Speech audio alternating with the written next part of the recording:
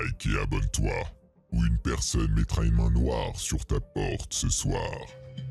Les détectives de police sont autorisés à utiliser une grande variété de jeux d'esprit pour convaincre les suspects de leur dire tout ce qu'ils savent, et ces tactiques avancées sont conçues pour obtenir tous les détails jusqu'à ce que chaque dernier souvenir ait été asséché.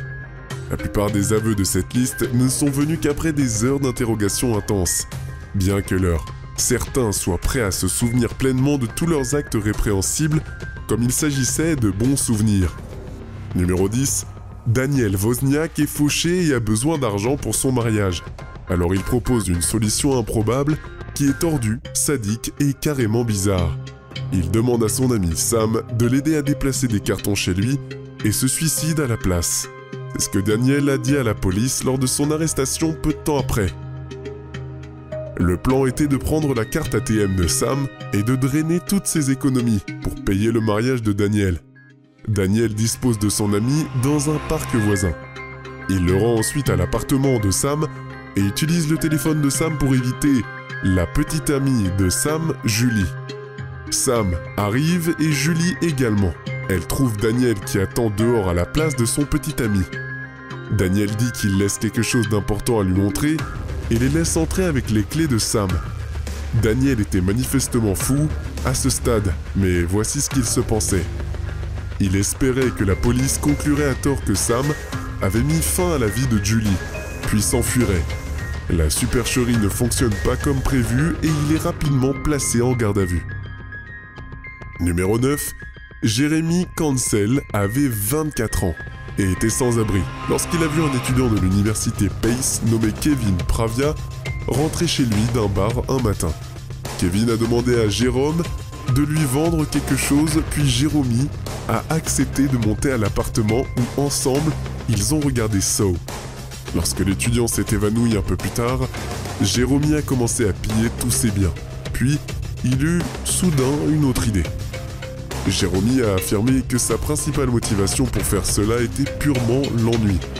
Et il n'a montré absolument aucun remords tout au long de son procès et aurait ri en réaction à la peine de 25 ans à perpétuité imposée par le tribunal, car il a tué l'étudiant. Numéro 8. Linda Stein était une New-Yorkaise extrêmement riche, qui avait autrefois co-géré un célèbre groupe punk appelé The Ramones, il y a des décennies.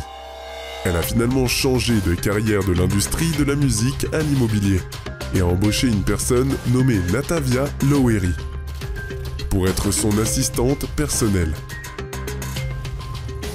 Mais lorsque Natavia a pris environ 30 000 $ à son patron, Linda l'a confrontée à ce sujet en personne, et c'est à ce moment-là que les choses sont devenues complètement incontrôlables. Natavia a attrapé un lourd bâton de marche de Linda au milieu de la dispute, et selon ses propres mots, elle a tué Linda. Bien qu'elle puisse avoir l'air de remords maintenant, Natavia était tellement en colère qu'elle ne se souvient pas combien de fois elle a utilisé le bâton de marche avant de retrouver son calme. Au moment où cela a été fait, le riche mondain était sur le terrain et ne bougeait plus. Natavia a été condamnée à un minimum de 32 ans pour ses actes. Numéro 7. Alonso Pérez. Il est soupçonné d'avoir tué un autre homme et se retrouve maintenant à l'intérieur d'une salle d'interrogation étouffante du service de police de North Vegas. Il regarde nerveusement autour de lui pendant un moment, puis décide de faire un dernier effort pour s'échapper. Pensant vite, Alonso utilise tout le poids de son corps contre les poignets et les boutons pression se libèrent. Il reste assis un long moment et essaye de faire croire qu'il est toujours enchaîné. Je pense que son plan initial était de sauter la prochaine personne qui est entrée. Mais ensuite, il regarde le plafond qui a une meilleure idée. Alonso se lève et enlève facilement un panneau de cloison sèche carré. Il arrache de l'isolant, puis se fraye un chemin à travers les chevronnets. Étonnamment, il a réussi à faire tomber le plafond et le couloir vide, et sort tranquillement par la porte dérobée. Les autorités ont réussi à le reprendre 4 jours plus tard et elles demandent maintenant la peine capitale. Numéro 6. Quand un homme de Floride nommé Checkinson Sinclair, il découvre un texte de message de l'ex-petite amie de sa femme sur son téléphone. Les deux se disputent sérieusement et Checkinson finit par faire l'impensable. Il appelle la police 1 heure plus tard et leur fait savoir exactement ce qu'il a fait à sa femme qui est dans la chambre. Ce qui est le plus inquiétant, c'est le ton égal de la voix de Checkinson. Il n'y a presque aucune émotion lorsqu'il fait ses aveux. Selon l'histoire de Checkinson, sa femme est devenue agressive et il a fait ce qu'il fallait pour l'arrêter. Il a été reconnu coupable de ses actes 1 an plus tard et son procès a commencé en février 2017. Je n'ai rien trouvé au-delà de ces informations, alors peut-être que la sentence finale est toujours en cours de débat devant le tribunal. Numéro 5. John Paul Souleski. 25 ans. Il était en colère contre le monde lorsqu'il a décidé de prendre au hasard la vie d'un jogger innocent, un jour, à Fort Smith, en Arkansas. Lorsque la police cherche des détails, John décrit la réaction initiale du jogger après ce qui s'est passé. Les motivations exactes de John semblent varier tout au long de l'entretien avec la police. Il semble parfois être en colère, mais semble ensuite triste et parle de tout ce qui ne va pas dans le monde. Au cours de cette partie de l'entretien, il semble qu'il pense que mettre la fin d'une vie d'une personne est utile en raison de la misère du monde. Il a été condamné à perpétuité derrière les barreaux, sans aucune possibilité de libération conditionnelle. Numéro 4. En 2008, un enfant de 8 ans nommé Christian Romero a été accusé d'avoir tué son père et un autre homme dans leur appartement en Arizona. Dans l'État de l'Arizona, toute personne âgée de 8 ans et plus peut être légalement accusée d'une infraction, alors croyez-le ou non, il y a eu un interrogatoire. La police a réussi à faire avouer Christian en appuyant sur la gâchette sur les deux adultes, bien que son témoignage reste controversé en raison de son jeune âge. Certaines personnes disent que l'enfant de 8 ans n'a simplement pas compris l'interrogatoire et s'est simplement senti obligé de dire ce que la police voulait entendre. Christian a été condamné à un quartier où il est resté jusqu'à l'âge de 15 ans, date à laquelle il a été placé dans un foyer d'accueil et autorisé à fréquenter les pôles publics. Je n'ai rien trouvé d'autre sur la raison exacte pour laquelle il a fait cela, donc si quelqu'un connaît plus de détails sur cette mystérieuse affaire, veuillez me faire savoir ce qui a poussé Christian Romero à commettre un acte aussi odieux ce jour-là. Numéro 3. Elizabeth Wetlaufer était une infirmière hospitalière qui s'occupait parfois de patients âgés, hors de leur domicile. Maintenant, elle parle avec un détective de police après avoir fait ce que les voix lui disaient de faire. Elizabeth poursuit en expliquant comme elle entendrait une voix non pas dans sa tête, mais quelque part au fond de son estomac. Cette voix l'encourageait à surdoser ses patients avec de l'insuline. Lorsqu'elle faisait ce qu'on lui disait, la voix hurlait de rire et passait de son ventre à sa poitrine pendant un moment avant de redescendre et d'en demander encore plus. Elle a dit qu'elle n'aimait personnellement pas donner trop d'insuline à ses patients.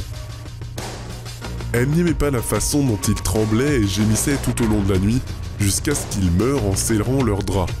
Mais même si parfois elle admet qu'elle regardait avec un certain degré de curiosité. Apparemment, ce n'était pas le choix d'Elizabeth. Dieu lui ordonnait de faire ça, et elle n'a pas remis en question son plan divin au début. Au bout d'un moment, elle pensa que c'était peut-être l'œuvre du diable, qui la faisait croire qu'elle faisait l'œuvre de Dieu, et cette pensée l'inquiétait profondément. Bien sûr, l'hôpital ne savait pas que tout cela se passait dans sa tête, parce qu'elle semblait relativement normale à l'extérieur. En fait, l'hôpital prévoyait de la déplacer dans le service des enfants pour faire fonctionner leur pompe à insuline. Elle a rapidement démissionné lorsqu'elle a entendu parler de ce changement, parce qu'elle savait qu'elle perdrait le contrôle et qu'elle ferait peut-être quelque chose à un petit enfant. Mais dans son état délirant, Elizabeth savait qu'elle ne pourrait pas vraiment suivre les instructions de qui que ce soit à un petit enfant, pas même Dieu. Elle avait prévu de fuir le pays, mais elle a plutôt décidé de s'enregistrer dans le système service des psychiatriques. Elle a passé 3 semaines sous évaluation et en a dit assez à son psychiatre désigné pendant cette période pour lui faire part de ses inquiétudes. Le service psychiatrique a alerté les autorités qui l'ont emmenée pour interrogatoire. Elle a ensuite décrit en détail comment elle a mis la fin aux vies de 8 patients et a tenté de faire de même avec de nombreux autres. En 2017, elle a été condamnée à perpétuité derrière les barreaux avec admissibilité à la libération conditionnelle dans les 25 ans précédents. Numéro 2, Jerrod Murray. Il était un étudiant à l'East Central University à Ada, Oklahoma, et tout le monde pouvait dire qu'il était un petit peu en retrait. Un jour, il a demandé à un autre étudiant de se rendre à Walmart et en échange de $20. L'étudiant accepta volontiers et Jerrod entra. Quelque part en cours de route, Jerrod a sorti une petite arme à feu et a commencé à jouer avec. Il a dit à son chauffeur de se rendre dans la ville voisine d'Asher au lieu de Walmart. Pendant le long trajet, Jerrod a parlé avec son compagnon de la vie en général et de nombreux autres sujets philosophiques. Il semblait prendre plaisir à jouer avec l'esprit du jeune homme pendant tout ce temps. À un moment donné, Jerrod a, semblerait-il, joué avec l'esprit beaucoup trop, et le conducteur se sentait mal à l'aise. Quelque temps plus tard, Jerrod a sorti une seconde arme à feu de sa poche. Il le chargea rapidement et appuya 3 fois sur la détente. Il sortit de la voiture lentement et laissa s'arrêter dans un arbre. Puis, il a vérifié sa proie. Tout au long de l'entretien, le shérif cherche à plusieurs reprises un motif pour expliquer ce qui a poussé Jerrod à faire cela. Il apprend que Jerrod n'a absolument aucune rancune avec cette personne et ne l'a choisi qu'après avoir joué à des jeux vidéo ensemble 2 semaines auparavant. Le shérif cherche un peu d'humanité à Jerrod mais n'en retrouve pas vraiment. Il a été déclaré non coupable pour cause d'aliénation mentale et est maintenant institué à Sunis. Numéro 1, le 16 avril 2007, Sung Hui Cho s'est entraîné à Virginia Tech qui a mis fin à la vie de 32 étudiants. Il s'est d'abord entré dans le West Ambler Johnstone Hall vers 7h du matin et a rapidement mis fin à la vie des étudiants. À l'arrivée des services d'urgence et de la police, l'étudiant dérangé s'est faufilé et a mis des vêtements propres. Il s'est rendu au bureau de poste local et a envoyé un colis à NBC News.